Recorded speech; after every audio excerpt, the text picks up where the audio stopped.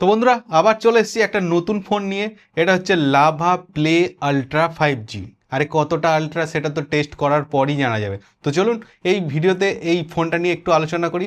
আর এই ফোনটাকে নিয়ে না আমি অনেক পরীক্ষা নিরীক্ষা করেছি, অনেক কিছু টেস্ট করেছি। পুরো ভিডিওটা দেখুন, সব প্রশ্নের উত্তর পেয়ে যাবেন। নেওয়া উচিত কি উচিত নয় সব জেনে যাবেন। তো বক্স প্যাকেজিং থেকে শুরু করি, বক্সের ভিতরে কি কি ছিল সেগুলো দেখে নিই। তো বক্সের মধ্যে নর্মালি সব যা থাকে সব কিছুই পেয়ে গেছি, এক্সট্রা কোনো কিছু কেনার দরকার নেই। মাত্র 14,000 টাকার ভিতরে এই 5G ফোন, ভাবা যায়? তাও এত সুন্দর ডিজাইনের সঙ্গে। ডিজাইন দেখে আপনার সত্যি খুব ভালো লাগবে, কারণ আইকিউর একটা ফোন আছে তার সঙ্গে অনেকটা মেল আছে। হ্যাঁ ঠিক ধরেছেন, IQ13। পিছনের যে ক্যামেরা মডেলটা দেখুন কত সুন্দর লাগছে, আর এখানে একটা রিং দেওয়া আছে।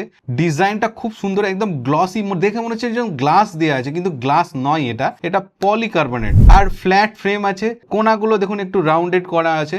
ফ্রেমটাও দেখতে খুব ভালো লাগছে। আর এই ফোনটা এত পাতলা না, 7.8 mm এর থিকনেস, হালকাও আছে, 182 গ্রামের ওয়েট। তো ইন হ্যান্ড ফিলটা বেশ ভালো। আমি এই সাদা কালারের ফোনটা কিনেছি, আর একটা কালারও আছে যেটা ব্ল্যাক, সেটা আমার অতটা ভালো লাগেনি, তাই আমি এই ফোনটা কিনেছি। আর হ্যাঁ, এটাতে IP64 এর সার্টিফিকেশন আছে, মানে ওই একটু জল টল লেগে গেলে কোনো অসুবিধা নেই। এই ফোনটার সব থেকে যেটা আমার ভালো লেগেছে সেটা হচ্ছে এই ফোনটার ডিসপ্লেটা। একটা বড় ডিসপ্লে, 6.67 ইঞ্চিসের, ফুল এইচডি প্লাস রেজুলেশনও আছে। এটা একটা অ্যামোলেড ডিসপ্লে, যেটাই 120 হার্জ রিফ্রেশ রেটও আপনি পেয়ে যাচ্ছেন। আমরা টেস্ট করে দেখেছি ইউআই গুলোতে মেনলি 120 হার্জ পাওয়া যাচ্ছে, কিন্তু কিছু কিছু অ্যাপ যেমন ইউটিউব, ফেসবুক, ক্যামেরা অ্যাপ, এগুলোতে 60 FPS চলে আসছে। মানে সব অ্যাপে আপনি 120 হার্জ রিফ্রেশ রেট পাবেন না। আর হ্যাঁ, এটার ব্রাইটনেসও ঠিকঠাক আছে। আমরা বাইরে গিয়ে খুব রোদ্রে গিয়ে চেক করে দেখেছি, কোনো অসুবিধা হয়নি। ভিজিবিলিটিতে কোনো অসুবিধা হয়নি। 900 নিটের HBM আছে, মানে হাই ব্রাইটনেস মোড। আর এটা যে পিক ব্রাইটনেস মোড, ওটা হচ্ছে 1000 নিটসের। আর সত্যি বলতে ডিসপ্লে কালার টালার একদম ঠিকঠাক আছে, কারণ দেখে মজা পাবেন আপনি, একদম পাঞ্চি কালার আছে। এটাতে 100% DCI P3 কালার গামিট আছে। আর এই ব্রেজিল অ্যান্ড চিনটা দেখুন, একদম পাতলা, দেখে একদম প্রিমিয়াম ফিল পাবেন আপনি। ডিসপ্লেতে পান্ডা গ্লাসের প্রোটেকশনও আছে, আর হ্যাপটিক ফিডব্যাকটা আমরা চেক করে দেখেছি, অতটা মজা নেই। ওই নর্মাল একটা ভাইব্রেশন মোটর দেওয়া আছে, ঘক ঘক করে আওয়াজ করছে, এটাই, আর কিছু নেই। কিন্তু হ্যাঁ, এতে অলওয়েজ অন ডিসপ্লের ফিচারটাও আছে, মানে আপনি ডিসপ্লেতে টাইম এসবগুলো দেখতে পাবেন, অলওয়েজ অন করে রাখতে পারবেন। সব থেকে ভালো হচ্ছে এতে আপনি একটা ডুয়েল স্টিরিও স্পিকার পেয়ে যাবেন, আমরা টেস্ট করে দেখেছি। আর এর সাউন্ডটা মোটামুটি ঠিকঠাক আছে। 50 to 60% যদি আপনার ভলিউম থাকে তাহলে ডিসেন্ট সাউন্ড আপনি পেয়ে যাবেন, কিন্তু খুব বেশি লাউডে শুনলে অতটা ভালো লাগবে না আপনার।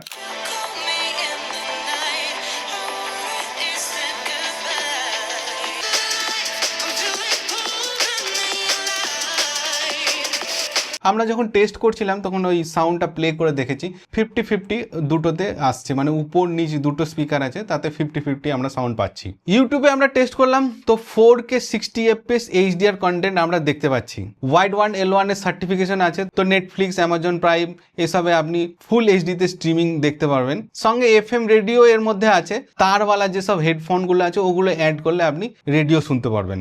আর সবচেয়ে ভালো ব্যাপার হচ্ছে এই 3.5 mm হেডফোনের জ্যাকের পোর্টটাও আপনি পেয়ে যাচ্ছেন, যেগুলো আজকাল অনেক ফোনেই থাকে না। তো ওভারঅল ডিজাইন আর ডিসপ্লে সত্যি খুব ভালো, আমার খুব ভালো লেগেছে।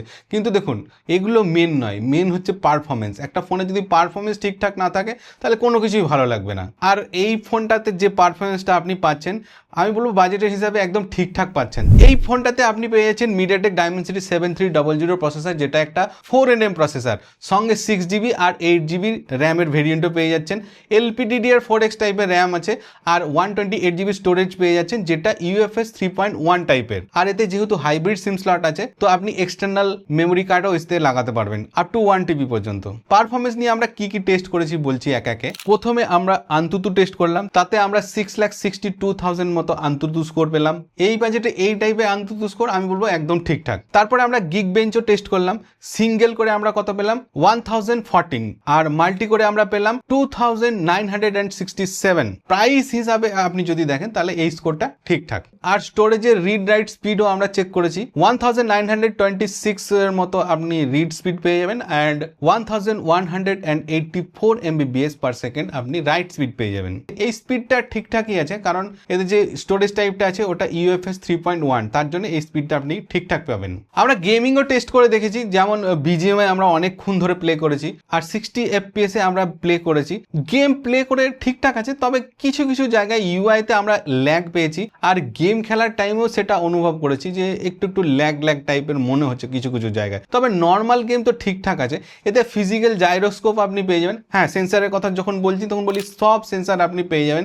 সমস্ত সেন্সার আমরা একে একে টেস্ট করেছি। যেমন ধরুন অ্যাম্বিয়েন্ট লাইট সেন্সার আমরা যখন টেস্ট করলাম, একদম ডার্কে গিয়ে ব্রাইটনেসটা 4% চলে যাচ্ছে, তার মানে ঠিকঠাক কাজ করছে। আবার যখন আমরা স্টুডিও লাইটে ফিরে এলাম 50% ব্রাইটনেসে চলে এলো, তার মানে ঠিকঠাক কাজ করছে।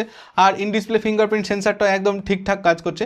আর ফেস আনলক ফিচারটাও আমরা টেস্ট করে দেখেছি, সেটাও ঠিকঠাক আছে। সফটওয়্যার নিয়ে একটা আমার কথা বলা আছে, এই ফোনটাতে আপনি পেয়ে যাচ্ছেন Android 15। এটা একটা স্টক ইউআই না, একটু আধটু কাস্টমাইজ করা আছে, কিন্তু অলমোস্ট স্টক ইউআই এর মতনই। স্টক ইউআই আজকের ডেটে অনেকটা পুরনো, একটু যদি অপটিমাইজ করা যেত এই হার্ডওয়্যারে আরো ভালো পারফরমেন্স পাওয়া যেত। আর একটা ভালো ব্যাপার, আপনি সঙ্গে 2 ইয়ার্সের অ্যান্ড্রয়েড আপগ্রেড পেয়ে যাচ্ছেন আর 3 ইয়ার্সের সিকিউরিটি আপডেটও পেয়ে যাবেন, যেটা এই বাজেটে কেউ দেয় না। তবে হ্যাঁ, একটা জিনিস, কোনো অ্যাডস নেই, কোনো ব্লটওয়্যার নেই, প্রি ইনস্টল অ্যাপ একদম নেই।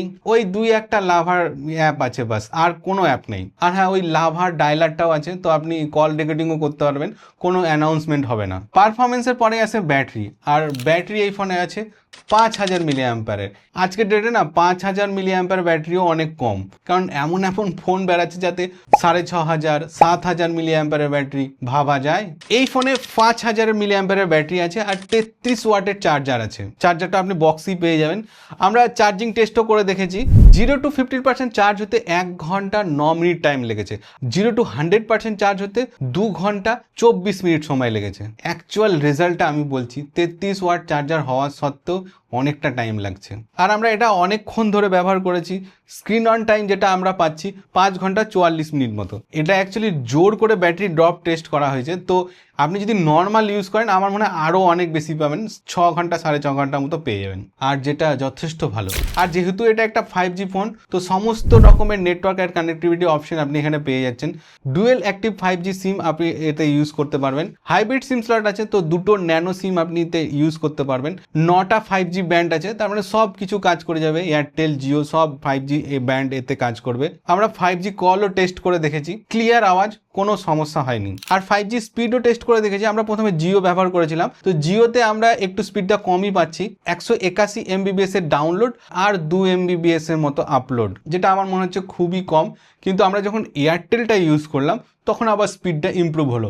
এয়ারটেলে আমরা 255 MBps এর ডাউনলোড আর 33 MBps এর আপলোড পেয়েছিলাম। আর ওই ব্রাউজারের স্পিড টেস্ট করার একটা অপশন আছে না, fast.com, ওটাতেও আমরা টেস্ট করেছি এয়ারটেল দিয়ে, তো 330 MBps এর স্পিড দেখাচ্ছিল। আর এতে ওয়াইফাই 6ও দেওয়া আছে, তো ওয়াইফাই স্পিডটা আপনি একটু বেটার পাবেন। আমার অফিসে যেহেতু ওয়াইফাই 6 আছে আর 1 GBps এর ব্রডব্যান্ড আছে, 227 MBps এর ডাউনলোড আর 268 MBps এর আপলোড পেয়েছি। তো কানেক্টিভিটির কোনো রকম ইস্যু কিছু নেই এতে। শুধু হাতে ফোন থাকলেই তো হবে না, একটু ছবিটাও ভালো হওয়া দরকার, কি বলেন? এটার পিছনে আপনার দুটো ক্যামেরা আছে, 60 মেগাপিক্সেলের সোনি IMX 682 সেন্সার দেওয়া আছে, আর সঙ্গে একটা 5 মেগাপিক্সেলের ম্যাক্রো ক্যামেরাও দেওয়া আছে। আমরা সব রকমের লাইটিং কন্ডিশনে ফটো ভিডিও নিয়ে দেখেছি। এর ম্যাক্রোটাও আমরা টেস্ট করে দেখেছি।